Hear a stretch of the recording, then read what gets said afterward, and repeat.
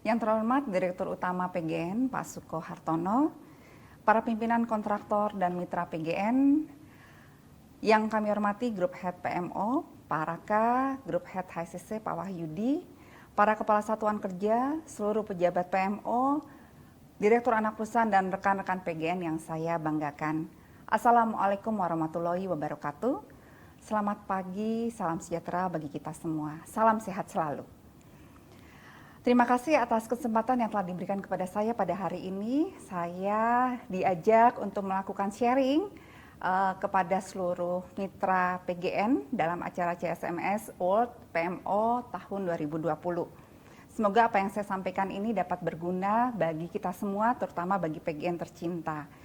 Hari ini saya akan membawakan tema yaitu izin lingkungan, AMDAL, UKL, UPL, dan pelaporannya. Baik, ya. Silakan untuk di-share materinya. Oke. Untuk topik pertama adalah izin lingkungan. Saya ingin mengajak dulu Bapak dan Ibu dan teman-teman semuanya, apakah izin lingkungan tersebut? Jadi izin lingkungan adalah izin yang diberikan kepada setiap orang, baik setiap orang atau badan usaha yang akan melakukan kegiatan, dan kegiatan tersebut adalah wajib AMDAL atau UKL UPL. Di mana izin lingkungan itu adalah salah satu syarat untuk mendapatkan izin usaha. Nah, Bapak dan Ibu tentunya mengapa izin lingkungan ini dilakukan atau diharapkan ada di setiap kegiatan, karena pemerintah ingin sekali melakukan pelindungan dan pengelolaan lingkungan hidup demi keberlanjutan negara kita dan juga anak cucu kita. Jadi kalau kita bicara tentang izin lingkungan, ada 3 tahap yang harus kita lakukan. Pertama adalah kita harus menyusun dokumen lingkungan. Dokumen lingkungan di sini ada, saya bisa kategorikan untuk besarnya adalah 2. Dokumen lingkungan yang disebut dengan AMDAL dan dokumen lingkungan yang disebut dengan UKL UPL. Nah, apa bedanya nanti akan kita sebutkan di slide berikutnya. Nah, dari dokumen tersebut nanti akan diuji kelayakannya oleh tim uji kelayakan atau TUK dan akan diberikan penilaian. Jadi tahap pertama adalah menyusun dokumen lingkungan, tahap kedua adalah penilaian atau pembahasan oleh tim uji kelayakan, dan tahap ketiga apabila sudah dibahas, disetujui, maka akan keluar izin lingkungan, dan tahap keempat adalah masuk ke dalam pemenuhan izin usaha. Itu adalah hal-hal yang terkait dengan izin lingkungan. Nah, izin lingkungan ini sebenarnya ada 3. Kalau bisa kita lihat di dalam referensinya, disebutkan bahwa izin lingkungan yang pertama, peraturan pemerintah nomor 27 tahun 2012 disebutkan tentang izin lingkungan. Di situ dijelaskan mengapa pemerintah wajib untuk ada izin lingkungan. Nah, pertanyaannya, apabila ada izin lingkungan, kemudian ternyata di jalan pada saat prosesnya ada perubahan, dan ini mungkin sering kita temukan dalam kegiatan-kegiatan PGN saat mengurus izin lingkungan, kemudian ada perubahan, misalnya perubahan jalur, kemudian perubahan desain, atau perubahan keteknisan, atau perubahan yang memang disesuaikan dengan peraturan daerah yang berlaku, maka pemerintah sudah mengakomodir di dalam poin yang referensi kedua, bagaimana kriteria untuk perubahan-perubahan tersebut terjadi dan tata cara perubahan izin lingkungan. Pertanyaan yang ketiga, bila ternyata sudah ada izin usaha tapi belum ada izin lingkungan, apa yang dilakukan? Pemerintah juga mengakomodir di dalam peraturan Menteri LH nomornya bisa dilihat di tahun 2016 tentang pedoman penyusunan dokumen lingkungan hidup bagi usaha dan atau kegiatan yang telah memiliki izin usaha dan atau kegiatan tetapi belum memiliki dokumen lingkungan. Dan biasanya disebut dengan DPLH, dokumen pengendalian lingkungan hidup yang disesuaikan dengan perda masing-masing. Itu adalah sekelumit hal-hal yang terkait dengan izin lingkungan. Nah, tadi kita berbicara tentang berbagai referensi. Payung dari referensi ini adalah Undang-Undang Nomor 32 Tahun 2009, yaitu Pelindungan dan Pengelolaan Lingkungan Hidup. Di dalam payung ini, di dalam payung besar dari seluruh referensi yang tadi kita sudah sebutkan, disebutkan juga tentang informasi mengenai sanksi. Jadi sanksi akan diberikan kepada badan usaha atau perorangan yang tidak memiliki izin lingkungan sebagaimana dimaksud tadi, dengan maksimal penjara 3 tahun, kemudian denda 1 miliar dan maksimal 3 miliar. Kemudian bagi pejabat pemberi usaha tanpa adanya izin lingkungan juga akan diminta tanggung jawab sama dengan orang atau badan usaha yang melanggar, yaitu dikenakan denda minimal 1 miliar, maksimal 3 miliar, atau kurungan penjara kurang lebih 3 tahun. Jadi keseluruhan proses izin lingkungan sudah diatur mulai dari bagaimana prosesnya, kemudian siapa yang menilainya, kemudian sanksi apa yang akan diterima bagi badan usaha ataupun badan yang mengeluarkan izin. Itu semua sudah jelas tertera di dalam peraturan-peraturan sebagai referensi tersebut. Oke, boleh next. Oke, kita masuk ke poin kedua, yaitu tentang AMDAL UKL UPL. Tadi disebutkan, tahapan untuk memperoleh izin lingkungan pertama adalah harus menyusun dokumen lingkungan. Apakah itu AMDAL atau UKL UPL? Perbedaannya apa? Perbedaannya bisa dilihat di depan. Jadi yang disebut dengan wajib AMDAL adalah kegiatan yang memberikan dampak penting. Sementara yang memberikan dampak kurang penting atau tidak penting, badan usaha tersebut cukup menyusun UKL UPL. Siapa saja sih yang wajib untuk atau memiliki kriteria wajib AMDAL? Bisa dibaca di materi.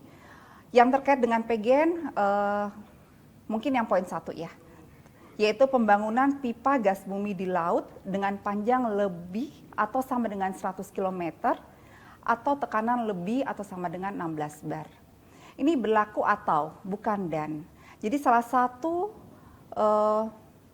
terpenuhi wajib untuk AMDAL. Misalnya gini, pembangunan pipa gas bumi di laut ya, sekali lagi saya tekankan di laut, dengan panjang katakanlah hanya 85 km. Namun tekanannya 16 bar, itu sudah wajib untuk mengikuti AMDAL. Kemudian pembangunan pipa minyak di laut, kemudian pembangunan lapangan minyak bumi, lapangan gas bumi, kilang LPG, kilang minyak pelumas, dan mungkin PMO juga akan masuk ke dalam kegiatan pembangunan terminal regasifikasi di darat atau laut. Tentunya yang wajib AMDAL adalah yang memiliki kapasitas lebih atau sama dengan 550 mmSCFD. Dan yang penting dicatat di sini adalah yang poin terakhir. Apabila kegiatan PGN, kegiatan anak perusahaan subholding gas melintas pada lokasi yang disebut dengan hutan lindung atau perbatasan langsung dengan hutan lindung, maka akan diwajibkan memiliki AMDAL. Ini mungkin pernah terjadi di proyek PGN SSWJ saat itu, hampir melintas hutan cagar alam, kalau nggak salah Waikambas yang ada di Lampung. Itu wajib untuk memiliki dokumen AMDAL. Selain kriteria yang disebutkan, semuanya cukup menyusun UKL UPL. Tentunya AMDAL prosesnya jauh lebih panjang.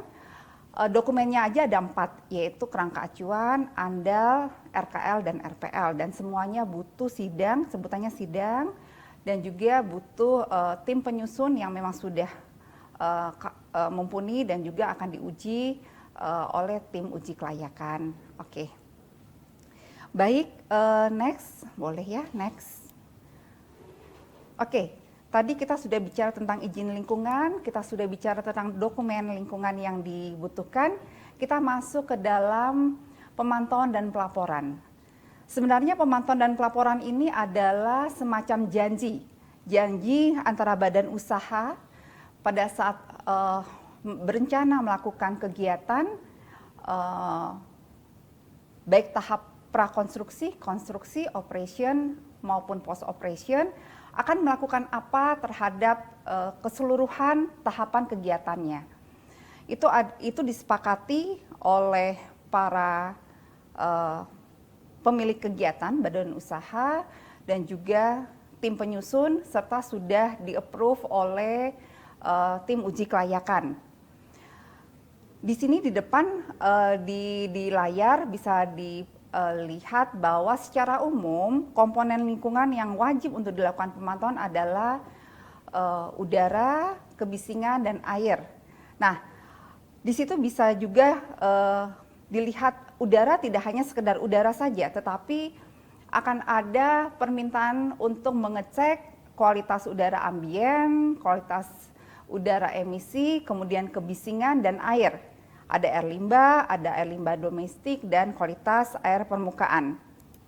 Mari kita coba bahas satu persatu ya, Bapak dan Ibu serta teman-teman semuanya. Kualitas udara ambien. Nah, kualitas udara ambien ini referensi yang diikuti ada, yaitu Peraturan Pemerintah Nomor 41 Tahun 99 tentang pengendalian pencemaran udara.